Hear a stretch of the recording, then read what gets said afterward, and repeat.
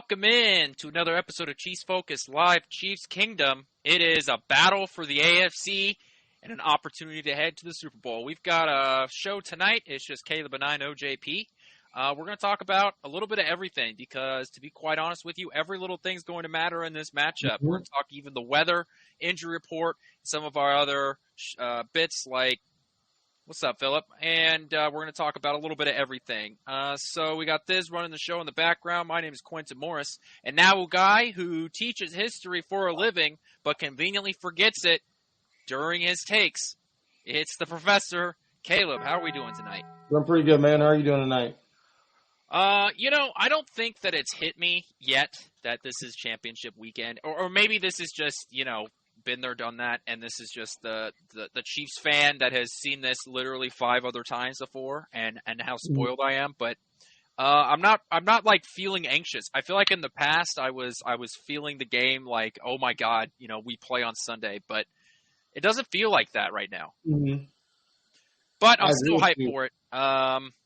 Let's do what we always do on Thursdays. Let's head over to the injury report. Chiefs are kind of injured. I've got the injury report next to me here. A couple of guys that didn't practice on Wednesday did practice today, even if it was limited. So Trey Smith missed practice on Wednesday with an illness. He participated today. Mike Edwards seemed to have made it through concussion protocol somewhat, where he practiced today, even though he was limited. Some big misses from practice. Joe Thuney, who it doesn't seem like he's going to practice. We'll have to see, tomorrow. But that pec injury seems to be a bigger issue than we thought because he has missed practice Wednesday and Thursday. Isaiah Pacheco hasn't practiced. That's a big deal. Sky Moore and Derek Nottie have also missed practice all week. Some other guys like L'Jarius Sneed and Willie Gay were limited in practice, but that's not really all that surprising, especially for L'Jarius Sneed. He's been limited in practice for weeks now, and he continues to come out and play. So I think for him, this is just continuing to nurse that calf injury and to make sure that you're not doing too much on it because there's not a lot of time for it to heal. So you're just making sure that you don't really, really mess with it. Yep. I agree. What are your thoughts on all the different injuries, man? I mean, when you look at it, it's going to happen. It's unfortunate. The one that's very concerning me is Thuney. I mean, you need him against a lot of this Ravens front group. I mean, they're really, really, really good. That's the only one I can think that's going to be, like, really, really scary. I mean, it's interesting to see if Edwards can come back. I know we have some couple guys on there as well, but the only one that's really, like, kind of concerning to me has to be Thuney. Yeah, and I mean, we need help. We'll get to their defensive line here in a minute, but they've been the best defensive line in football. They lead the NFL in sacks, and I'll talk about the defensive line here in a minute. I wanted to turn it over to the Baltimore injury report. It is very short. The only one that I feel like a lot of people are going to recognize here on this list is Mark Andrews. He was pulled off of IR earlier last week, and he said that he was trying to make it to championship weekend. He didn't play in the game last week against the Texans. He was a full participant Wednesday and today. So Baltimore might be getting Mark Andrews back for the AFC championship game. That's going to be a sight to see if that happens. I'll tell you that for sure. I mean, he's a great tight end. They got Isaiah Likely that's just as good as well. So, I mean, when it comes down to it, it's going to be a very, very interesting and tough game. And if they have both those guys going out there, our defense is going to have to play extra, extra, extra great. Because other than that, it's going to be a difficult time. Mark Andrews has been one of the top-tier tight ends for a while now. He's been – obviously, you've had Travis Kelce, but then you've had sort of a cluster of guys, 2, 3, 4 guys that have been in that next tier with the George Kittles, the Mark Andrews of the world, right? Darren Waller was there for a little bit where he was playing in that top echelon of guys. So Mark Andrews has been pretty consistent. We know that when Lamar Jackson, before he turned into the passing quarterback that he was, Mark Andrews was and still is that quote-unquote security blanket when he first came into the league. So, yeah, Mark Andrews is definitely a hell of an offensive piece, and that's big for them if he's able to play back, even if he's not at 100%. But if he's good enough to play in championship weekend, you got to respect that. Yes, I agree. And I think one thing I noticed when you look at it as a whole, not healthy Mark Andrews, so let's say 50% is going to be really, really good still in certain instances. So they just got to prepare for all the different punches and things that are happening. So It's going to be very, very interesting. Okay, I want to talk about, I teased it a little bit. I want to talk about the Chiefs versus the Baltimore Ravens defensive line. Baltimore leads the league in sacks this season. They ended the year with 60. Kansas City was at 57, right? So there's only a couple sacks apart from them. However, what's very interesting past this is that the Dolphins had 56 and the Bills had 54. So during this postseason run, Kansas City will face the top 3 defensive lines by sack numbers this one postseason run. Mm-hmm. How do you think that Kansas City is able to go after, to protect Patrick Mahomes, when they've kind of done it before? Mm-hmm. I mean, they're going to have to do a lot of chipping at the line of scrimmage. Running backs are going to have to come in. I mean, Mahomes is going to have to be very immobile. They're going to have plays designed to get the ball out of his hands very, very quickly. And they can do that, that's less we're going to see him on the ground being hit. Get the ball in his hands quickly, chipping guys at the line of scrimmage, tight ends doing their thing, running backs coming in laying key blocks, and also running the ball too. They're going to have to do things like that. I mean, when it looks like this game will get to later in the show, the weather is going to be kind of nasty. So this may be a game where it's more of a grind out rather than like a score very quickly. Yeah, I think this just shows, one, how good the Chiefs' offensive line has been, all things considered, over the past couple weeks. I know some people might hear this and they say, well, the Dolphins had hired guys who were collecting Social Security checks the week before they played against Kansas City. So, does that one really matter? And I was surprised to see how many sacks the Bills had. I didn't think that they were that good at getting after the quarterback, but I know that their defensive tackles have played well this year, and I know they didn't have an elite edge rusher. So the fact that they were 4th in the NFL in sacks was actually very surprising to me. Mm-hmm. And Kansas City has held their own against those two teams, regardless of their injury stats or whatnot. I think that's huge. Plus, Patrick Mahomes is one of the least sacked quarterbacks out of all of the NFL. So I don't think that Baltimore being leading the league in sacks is that big of a deal, in the sense that I don't think it's the only thing that really separates Baltimore for them, because even without Joe Thuney, I think Kansas City's offensive line still has quality pieces on it. And Patrick Mahomes does a great job of avoiding pressure. Early in his career, he would run into sacks. I've talked about this before, where pressures is an offensive line stat, but sacks is a quarterback stat. Patrick Mahomes doesn't run himself into that many sacks anymore. When he breaks out of the pocket, he doesn't do it. He doesn't take these 10, 12 dropbacks anymore, where instead of the defensive rushers trying to close in on the pocket, they can just go onto the outside and leaving your tackle, with no chance to block an edge rusher. So I do think that Kansas City's offensive line, even injured, holds its chance because Patrick Mahomes is able to avoid those sacks. Yep, I agree. And it's just going to come down to execution and play calling. How they're going to be able to knock out the Ravens quickly. I mean, guys have to catch the ball. That's what it comes down to, number one, first and foremost, too. The other part that I think is going to be, you brought up the weather, so I just let's jump over to the weather real quick. It's going to rain. Now, this is the 3 o'clock game, right? It's not the night game. It's going to be 47, which is funny to think that as the playoffs have gone on, it's actually getting warmer for the Chiefs to play in. But it's going to rain. It seems like it's going to be a steady rain all throughout the game. The forecast is calling for a snow mix, so I assume we're going to see some sort of a sleet or a slush. And about 40-mile-an-hour winds are possible. A high of 40-mile-an-hour winds all throughout the day. So maybe it's not like that at kickoff, but we could get some good gusts here, and that could affect the kicking game. Mm-hmm. So what I would want to add to that too, Quinn, is this. This is a game where you're probably going to have to do a lot of running the ball. Maybe you play action, take some deep passes. But here's the thing.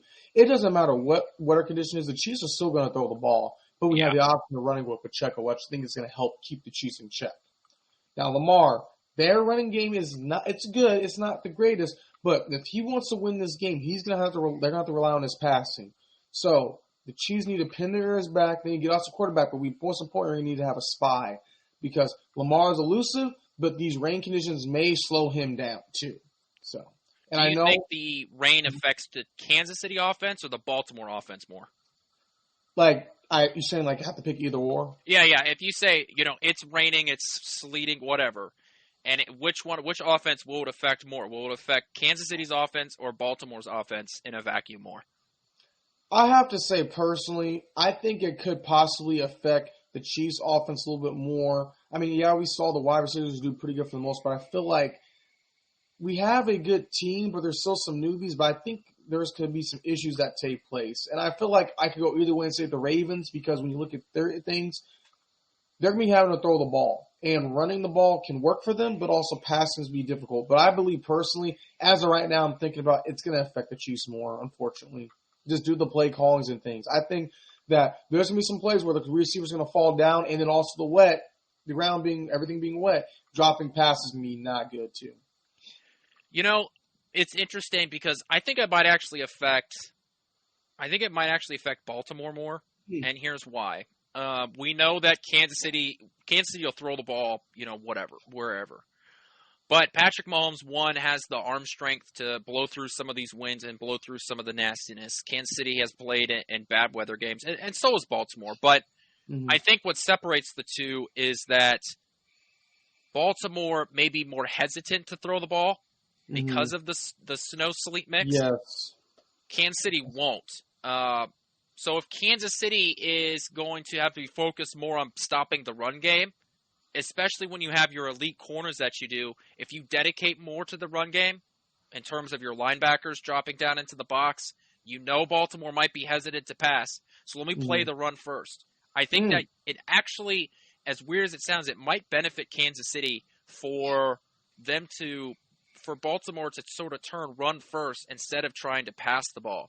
I know a lot of Chiefs fans may think about Baltimore as a run-first offense. They're really not that anymore. After they fired Greg Roman last year, they've turned into a very a pass-heavy offense, right? They drafted Zay Flowers. They signed Odell Beckham Jr., right? This is a team that can and will pass the ball. Even guys like Nelson Aguilar are able to go out and make some plays. So if Kansas City is less worried about the passing game because Baltimore may not want to go out there throwing the ball due to the rain, dedicate your linebackers into the box, and you can stop Gus Edwards and some of those dedicated, quarterback draws that Baltimore likes to run. That's a good point.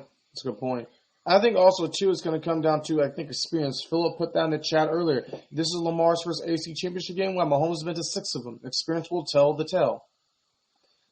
I mean, Mahomes has played in 6 AFC championship games. All of them been cold, different conditions, things like that. I think we can see an instance where this could really help him moving forward. His first one on the road, the Arrowhead Invitational, has now moved out east due to some issues at Arrowhead. But what we see now is when you look at all the things that come into play, it's like I think experience is going to help this team. You have our solid core, our starters. They're going to be there besides Thuney. We're going to have some other guys who's been a part of the ride and seen how things work. The Ravens, though, it's kind of like, can they do it? Because we've seen where the Texans, they were tied 10-10, then the Avalanche came on the Texans, and Ravens kind of ran all over them. I just don't see that happen. I think they're going to have to fight for every little thing. And I just feel like if things start getting tough, and let's say the Chiefs go up a little bit, it could cause some issues for them, too. Yeah, look, Patrick Mahomes is a different quarterback in the playoffs. He hasn't thrown an interception in, four playoff games now. Yeah. He has almost a 90 overall quarterback rating in his entire playoff career, including the Super Bowl, where you could argue that 2 of his worst playoff games were both in Super Bowls, the one against Buccaneers and the one against the 49ers. So there is this sort of true thing about playoff Mahomes. He doesn't seem to make a ton of mistakes in the playoffs, even less than what he does in regular season games. And we know that Patrick Mahomes' legs become more of a factor in the playoffs than they do in the regular season. We talk a lot about how Lamar Jackson's ability to run the ball is a true part of the offense, and we should. The guy is amazing when he takes off to run the ball. He truly is. But Patrick Mahomes' ability to run comes out more in the playoffs because you're not guaranteed a game next week. And I think that Baltimore's going to have to look out for that because they do have a very good defense. There's a good chance that Kansas City's gonna have to make something happen because their cornerbacks and their defensive backs are really good. They're going to cover these wide receivers on a few plays, and Mahomes is going to need to run, whether it's on 3rd and 4 to pick up 5 or where it's on a 2nd and 10 and he's going to pick up 17. That's going to happen. It's going to be a part of this offense, and even though it's scary when Patrick Mahomes takes off because you don't want to see him get hit, this is going to be a part of the offense. I agree.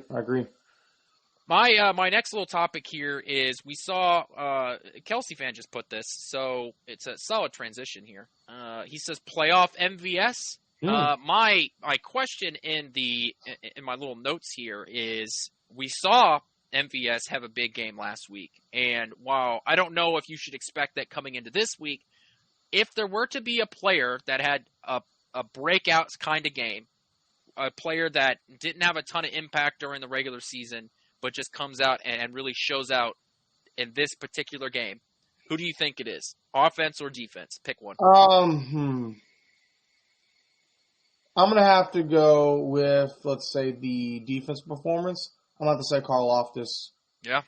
I think he has the opportunity to wreak some havoc that the Ravens have not seen in a while on the defensive side of the ball specifically. He had a quiet, good year.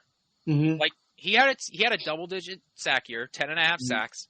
This is a guy that has played well in the run game, right? We're constantly talking about how good his motor is. He's a guy that doesn't give up on plays. So a few of those sacks are not him, breaking past the tackle on a first attempt, with one good swim move and coming and sacking the quarterback. I feel like a lot of his plays come for what some might call a cleanup sack, but I think, those are just as valuable. A sack's a sack. So you being able to, stay and contain and continue to play through, I think is a quality all on its own. I think I would have to turn to the offensive side here. If I was going to call a player that has a quote unquote breakout game, I think it's got to be Clyde. And I know a lot of Chiefs fans probably aren't going to want to hear me say this, but Pacheco has missed practice, right? There's no reason to think that he's not going to play. However, if he is still not 100% by the time kickoff starts, you're going to have to run the ball with somebody. And I think Clyde having to be more part of this offense may have to be what you're going to look towards. It's going to be snowy. Kansas City won't turn away from passing the ball like we talked about, but you're still going to have to run the ball effectively. And I think that there's a chance that Kansas City is going to have to turn to Clyde Edwards-Helaire a lot more than some people are going to feel comfortable with. And I think he could be up for the task. This is a guy, at least in my opinion, anecdotally speaking, from what I've just seen watching football, I think he's looked more explosive this year than he has in the past. Maybe that's because he hasn't had the ball that much, so he's able to give out, put everything out in individual runs instead of trying to pace himself. I think he's looked good in the receiving game. And I think that, this is a guy we know can pass block. So you don't have to limit him on what downs he can be on the field. I think that Clyde Edwards-Helaire might be the guy that has that breakout game to really help Kansas City make the Super Bowl and win this game. So you think Clyde can have some revenge from all the stuff? I think so. And especially, and this last time he fumbled against the Ravens when the Chiefs were driving and would have got the field goal to win the game. I think that did. Yeah, I remember that. Man, maybe revenge game. I just think that if Pacheco doesn't play, I don't think you can really change your game plan all that much in terms of your run-pass split because you're going to need to run the football. I know Kansas City's offense has looked like so much different than it has during the regular season. It's like a tale of two teams, in between from Miami to Buffalo than what we've seen in the 17-game season. But I still think deep down, Kansas City this year, in the year 2023 to 2024 football season, Kansas City is a running offense. And if Pacheco isn't going to play, you need to run the ball with Clyde, and he needs to be effective if Kansas City's going to win this game. I think Pacheco's going to play. I hope so. I think so. He's going to play, I feel like. Even if he plays, I still think Clyde has the potential to have that breakout game because you're going to have to run the ball with him at some point. Pacheco's not taking all 60 snaps on offense. Oh, like it's just not happening. And you're going to Clyde is going to have some sort of a big play, whether it's a wheel route pass or it's on a 3rd and 5 and Pacheco picks up 15 yards on a run. I think that Clyde needs to have a big game in order for Kansas City to win this game. What about McKinnon? Do you think he can be sneaky good in this? No, I think the Kansas City McKinnon thing is over. You think so? Yeah, I don't think that. I think that Clyde has to pick up that McKinnon role. That's what I think. I'd love to see them use Clyde down in the red zone more. I trust him more than I trust some other wide receivers on this team. That's good. That's a fair point. Do you have an offensive player that you think might have a breakout game? Do I have an offensive player? Well, you took CEH, you took Clyde. The only person I can really think of, and people are going to hate me for this, maybe Hardman can have his redemption arc finally. Finally? But I know that's scaring you because we've already seen he's fumbled twice and had the ball 2 times. Yeah. That's the only person I can think of where it's like, okay, finally I'm going to do it right then. I'm going to figure things out and be ready to go. And then it's like, uh-oh. Yeah, that's not it. So that's the only player I can think of there. I would say McKinnon, but you don't think he could possibly do it. I would say MVS, but it's just too much there. And I could say Sky, but I don't think Sky's going to play. So the only person I can really think of would be Rashee Rice then, but we've seen what he can do, and he's been stepping up every single game. Okay, let me ask the player that just came to mind is Justin Watson. Okay. I was going to ask you if you think Tony could be the guy. Nah, I'm going with Watson. Yeah. And I hope Tony proves me wrong, but I'm going with Watson. I think I found the analogy for Tony, okay? Tony in the offense is like playing craps in Las Vegas. Oh, my God. You know, you're ready. You're ready to go. You're feeling good. You're watching everybody else out there. You're standing around the table, and you see a bunch of big numbers getting put down. Dice is rolled. Someone else hits, and you're ready to go. You put your chips down on a number. Dice gets rolled, and you bust out. And you're like, ooh, let's just try one more time. And you just keep doing it. And I think the analogy works because you see a Justin Watson, Patrick Mahomes throws a ball to him 30 yards down the field. He catches it. Man, big first down. You give the ball to Pacheco out on a little wheel route. He runs like a Scooby-Doo villain, picks up 13 yards. You're like, man, this offense works for anybody. Then you put Kadarius Toney out there, and he drops the ball. And it's just like, but his skill level is there that where you're just like, let's just try one more time. I really do think that having him out on the field is such a gamble. And I think that if he plays, I think the Chiefs will be tempted to use him. And it's kind of hard to say no because you see the talent, but you just haven't seen the results. And in playoff football, sometimes it does come down to 1 or 2 plays. And when you have these 2 powerhouses like Baltimore and Kansas City, those will be the difference makers to make it to the Super Bowl. And so I think that if Tony plays, he's going to play. They're going to put him out there. They're going to give him an opportunity to make a big play. And it's going to be up to him to make it or not. And that's scary to me. Okay. I agree with you. I think you're right about that.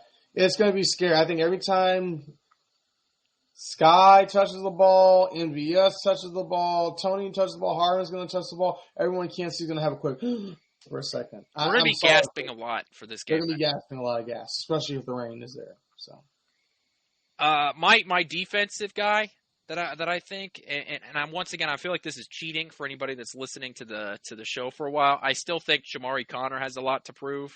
Rookie 4th round guy. He played well last week. Had to play a lot because of the Edwards injury. I know Edwards is progressing out of concussion protocol. He was limited in practice today. But I think that it's realistic that Shamari Connor gets a lot of snaps, And I think he's going to have an opportunity, if they use him as that third safety, right? Mm-hmm. He's going to have to play to stop Lamar Jackson. Yeah. That might be his role. They might use him in the spy, middle zone, sort of hybrid safety role. So he might have to, if that's how they use him all throughout the game, on big third downs and such, maybe he's the guy that you can use to cover a Mark Andrews or an Isaiah Likely. I think that's a name you might see a lot of on Sunday. Yeah, I agree. I think they're going to put Snead on their best receiver, and they may bring him in to guard, have him guard Andrews. But yeah, Connor could be a guy that could just step in and really help when we need them to. It'll be interesting to see definitely the wide receiver corner play, right? Snead on I don't need Snead on Flowers, McDuffie on Odell, right? Yeah, I think that could. I think when you look at this, it's gonna. I feel like it may be a little bit difficult for Baltimore to move the ball passing with the weather and with our defense. Now they're gonna get some plays, yes, but I feel like they may have a more difficult time doing that. They're gonna get some big plays, yes, but I think trying to move the ball consistently, especially if they're down by X number of points, they're gonna struggle. I feel like a little bit. But then the same thing can happen with the Chiefs, though, too. I just know with the Chiefs, we have the playmakers that can move the ball when everyone's doing what they're supposed to do. With the Ravens, however, you have Odell Beckham that's done his thing, but is also kind of hurt some of the times. Zay Flowers is good too, but you guys like Jarius Sneed. Our defense is pretty good. Mark Andrews can do his thing, but again, defense is pretty good. So I think it was really this game was like a chess match. Who can figure out who first? It's crazy how similar Baltimore and Kansas City are. Like if you just go position by position, they are insanely similar. Right? Neither one of these teams has a true number one receiver, right? Mm-hmm. They're both depending on a rookie wide receiver for a significant amount of production. Rice has Kansas City. Baltimore has Flowers. The offensive lines are both very, very good. They both have two great tight ends. They both have two MVP caliber quarterbacks. Neither one has a running back that, will blow you off with who their name is, right? Some people will see Gus Edwards. They're like, okay, that's Gus Edwards. But Gus Edwards is a hell of a running back in between the tackles. That's a guy that'll run you over. Then when you look at their defense, neither team has that true number one defensive edge rusher, but they've got a circle of guys that can continue to come in and make plays. They both have great linebacking core. I wanted Kansas City to draft Patrick Queen when he was in the draft. And they both have really good back sevens with their safeties and cornerbacks. And they both have great kickers. This is an insanely similar team, and I think this is going to be a slugfest. I agree. It's going to be a tight game. There's going to be little moves going to cause some issues and some problems. But again, I think though, at the end of the day, the Chiefs are going to be fine. There's going to be a lot of difficulties in certain things, and it's going to be some punches and stuff. But it's what team can stand test of time. To be honest with you, the Chiefs have had woes all season. They've been beat up all season, unlike the Ravens. So I feel like the Chiefs are kind of that team where, regardless, we're down by 10 or so to 13, they still are like, we have a chance to win this game. So, let me ask you this. So last year, heading into the Super Bowl, one of the big narratives was the Eagles didn't have to face any adversity in the playoffs because, they had in the NFC Championship game, the quarterback, broke his arm. They had to face who did they face? The Giants in the divisional round. They didn't have to deal with any sort of, even throughout the year, last year, the Eagles, they didn't have to worry about anything. They were always sort of on top of the mountain. There were no challenges there. Baltimore has blown out 6 playoff teams, and there really was the second half of last week. They didn't have to worry about winning that game. They went on a 24-0 run in the second half. Yep, didn't have to really worry about much. Do you think that Baltimore is sort of in that camp where the Eagles were last year, where they haven't had to really play their best football in the highest intensity times? So if it comes close, that they might crack? I think there's a chance because they haven't really gone through the adversity, and because I've seen them choke a lot of players. I've seen the Chiefs choke, but I've seen the Ravens, though, when things don't go their way and things start coming unraveling. Plus, you got a few guys on that team where if they're not getting the ball, people start chirping. The defense can only do so much for the Ravens. Normally, when the Ravens have the best defense and they try to go after the Chiefs, what we see, the Chiefs are able to figure out ways how to stop them pretty quickly because they're an aggressive defense. So, and like this, Roquan Beck's a different. Hey, that's fine, Roquan. Hey, you're with a good team. It's going to be a great game to see what's going to happen. But I do believe it's going to be a huge chess match, whatever you want to say. Because we're going to be trying to figure out what's going to work in different situations. Again, Ravens have some ears on defense, too. They don't have Marlon Humphreys, I believe. They cost a lot of guys as well. So, a lot of stuff can take place. That's going to be crucial. All right, let's move into our the best segment for the Thursday shows. Our Believe It or Not. And I don't think it's the best segment. I don't think that because it was the game or the segment that I came up with. So, first, Believe It or Not, the Chiefs running back core rushes for over 100 yards. So this would be a combination of Clyde and Pacheco, but not any yards that come from like Patrick Mahomes. I'm going to say no. I think they'll get the yards they need in crucial points a game, but they're probably going to get pushed to like 85, 90, 95. I don't see them pushing over 100 unless they make a considerable effort for it to happen. So you think that when Kansas City runs the ball, they'll be effective at it, but you're not going to have any huge runs down the sideline or anything like that? We may have one or two, but it's going to be more of the effective running. And then Mahomes is going to be running as well, too, I feel like. He'll pick up a first down or two. So it's going to be a collective effort of all of them, I think, even adding Mahomes. If you add Mahomes, maybe pushing over 100 if that, but I can see our offense where we push them like 85, 90, maybe 95. Now, if they go over, great. But I believe they're going to be specific and strategic on where they're going to run in specific places. I think I take that. I understand that that logic there. I don't think that any individual player goes for over 100. I do think that if Kansas City's going to win this game, the running back core needs to rush for over 100. So if Pacheco runs for, let's say, 75, 80 yards, I do think that Clyde will have to get 20, 25 yards, something like that. Okay. I think that's fair. I think that's I would take that. That's why I wanted it to be the running back core and not any individual runner, because I don't think against this defense, Kansas City has that running back talent to go, one dude gets over 100 yards. No, I agree. I think it's collective. Yeah, the Kansas City needs to be effective running the football, needs to be efficient running the football. I don't think that you're going to be able to hand it off to one guy, 25 times and expect you to just, run your head into the wall over and over and over again. I think you need to be smart about where you're running it. So I'm pretty much on the same page as you. I just think that they probably get one more big run than what you're thinking. Nope, I agree. All right. We know that last week, Travis Kelce and Patrick Mahomes are officially the best tight end duo, a tight end and quarterback duo in all of playoff history. However, they're not officially the best receiver history yet. Travis Kelce is 5 yards away from tying Jerry Rice for receptions in the playoffs. So believe it or not, Travis Kelce and Patrick Mahomes. What? Say that one more time.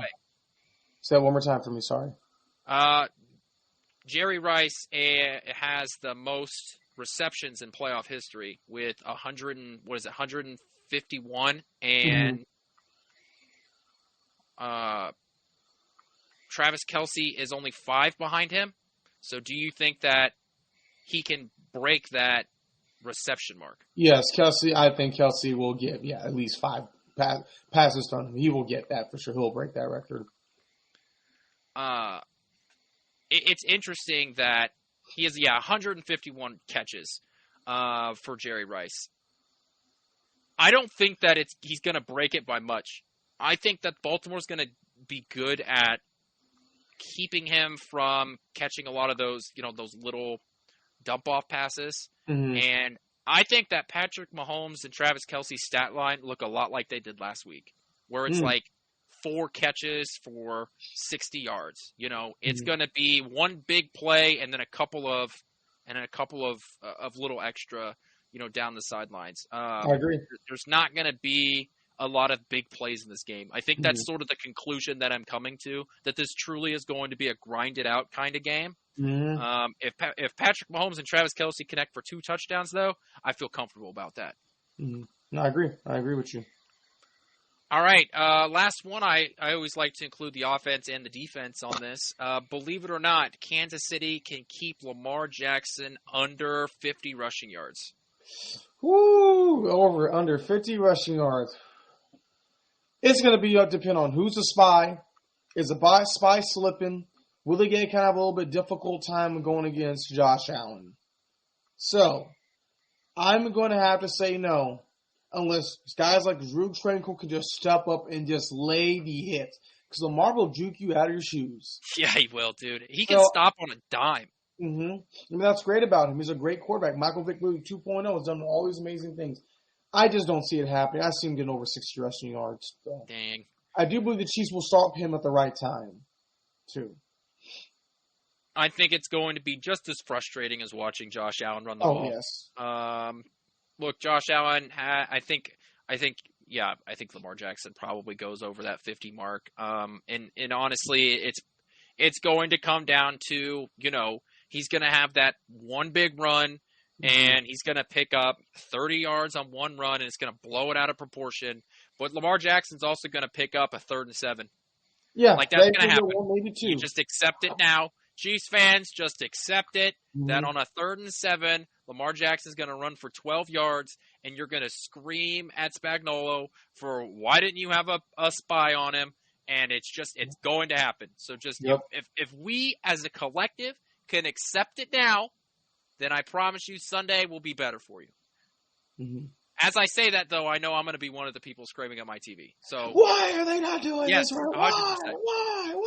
Yeah, here's what will happen is Baltimore will have like a penalty. It'll be 3rd and 15, and they'll drop back into some Tampa 2 with some deep, their corners will drop deep just behind the sticks, and Lamar Jackson will run for 16 yards. I think they'll be able to stop him because they know it's coming. Okay, those are those are the believe it or nots. Do you have anything else that you want to talk about specifically about this game before we head into our score predictions and get out of here? I just want to tell Chiefs fans, this is going to be a stressful game. Be prepared for it. You're going to be okay. This game is going to be a lot. It's going to be probably one of the most difficult playoff games the Chiefs have ever played before. AFC Championship game in another team stadium, in another team city, the Baltimore Ravens. Everyone all week has talked about how the Chiefs cannot do this, how Lamar and them are going to beat the Chiefs. There's going to be some struggles in this, but I believe the Chiefs can come out the end by playing disciplined and sound football. They've been very, very locked in for these last couple of weeks. I expect it to still continue to happen. So, guys, there'll be some ups and some downs, but be prepared. There'll be a point where we see the more disciplined team will win. Here's what I'll say to that. You'll get a seat for the game, but you won't be using the whole thing. You'll be using just the edge. This game I think there's going to be quite a bit of offense, but not a ton of scoring. I think teams are going to be able to move the ball a lot. There's not going to be a lot of 3 and outs, but I think when you get to the other side of the field, both defenses are going to clamp down. That's what I feel like. And with the wind and the rain that they're talking about, even though these are the 2 best kickers in the game, I don't know if field goals are going to play a huge part of it. This is going to be a game that, honestly, it's probably not going to – the first half's probably not going to matter because by the end of the first half, the game's going to be tied or a field goal difference. So, really, the second half and the fourth quarter is going to matter the most. This is going to be a tight game.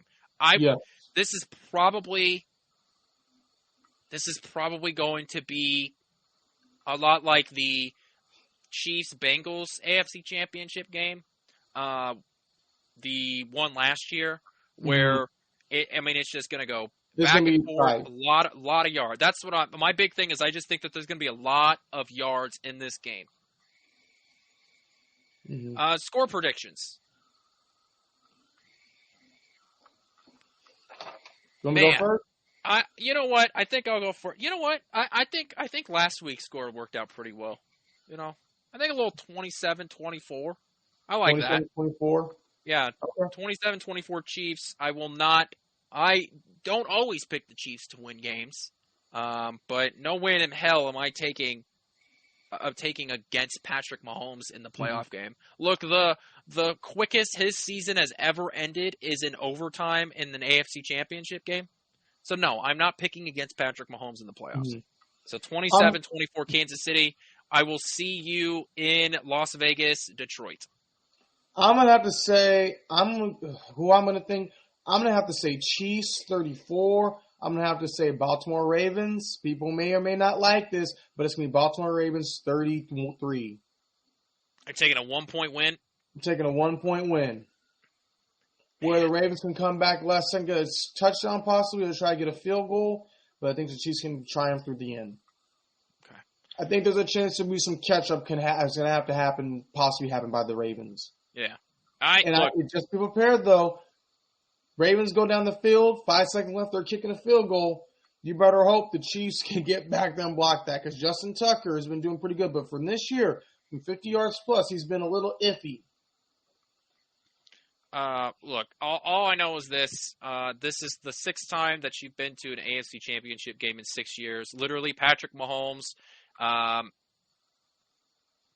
has literally been to every AFC Championship game that he could go to. So this is going to be a close game. This is going to be a tight game, and I'm going to try and enjoy it. And hopefully, we are doing our post-game show talking about yet another Super Bowl run, and we know how well Kansas City has done in Las Vegas. So let's just hope for the best. And either way, a win or let's just say not a win, we will be right back here on YouTube and wherever you get your podcasts doing our post-game show. I'll wrap it up with this. JP usually the ones that plugs it, but I'll go ahead and do it. Go on your little app store and look for the PSF app. They do live Gamecast there. I know JP loves doing it. JP loves talking to all you guys live during the show. He gets pretty vocal on there. So if you like watching the game and something's going on that you just want to rant about or you just want to hear what other people are saying, do the live Gamecast, because it's all Chiefs fans talking Chiefs the whole game. So make sure you go ahead and join that. And, like and subscribe and hit that bell notification so you don't miss the show. We will see you guys on Sunday after the game.